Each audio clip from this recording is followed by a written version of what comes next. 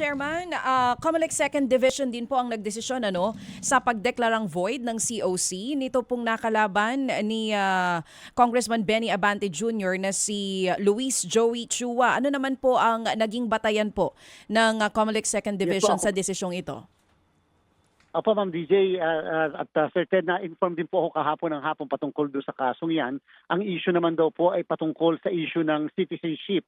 Alam niyo po kasi kapag ang pinag-uusapan ay citizenship ng isang tao, number one, yan ay continuing qualification. Number two, kahit ikaw ay nakatakbo na, anytime pwedeng ma-raise ang issue ng citizenship sapagkat ang citizenship po ay tinatawag na walang res judicata o pwede itong i-question anytime. Kahit pa nga na-settle na ng isang korte hanggat walang pinal na desisyon ng Korte Suprema na may partisipasyon ng Solicitor General, pwede pong mangyari po yan. So yan po ang naging basihan ng division ng komisyon sa pagdedeklara na canceled ang candidacy ng naturang respondent o kandidato. Oo, kapareho po ba ito ng sa Duterte Youth Party List? Pwede pa po mag-motion for reconsideration si Uy?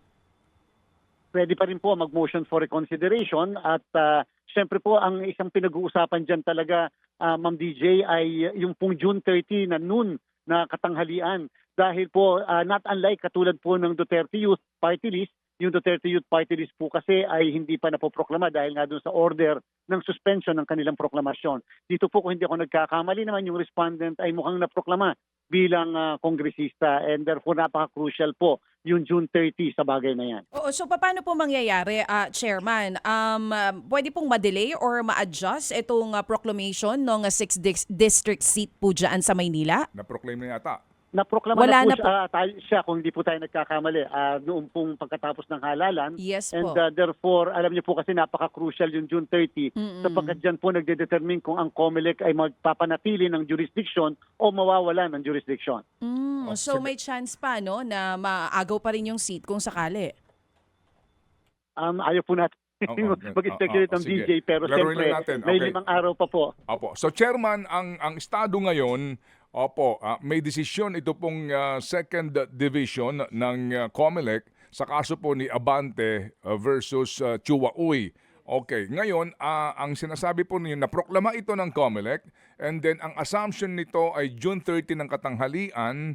So ano po magiging estado ngayon ng upuan sa distrito? Kapag po kasi dumating sa June 30 at merong naproklama na isang kongresista, sabi po ng Reyes versus COMELEC na kaso, nawawala ng jurisdiction ng Commission on Elections at ang jurisdiction ay napupunta na sa House of Representatives Electoral Tribunal bilang sole judge of all contests patungkol sa House of Representatives. So mas medyo ngayon po naman, Sir Ted, ay 19 pa lamang ng Hunyo and therefore tingnan po natin yung mangyayari kung ano po ang gagawin nung partido dito sa kasong ito matapos makatanggap ng desisyon kahapon. So hindi pa ho pwedeng makapanumpa bilang duly elected representative po ng Manila 6th District si Ginoong Abante? Hindi pa po sa kasalukuyan dahil yung pong desisyon naman ng COMELEC din, Sir Ted, ay subject pa sa motion for reconsideration. Base po sa rules namin, hanggat may motion for reconsideration, ang desisyon ng division ay hindi executory.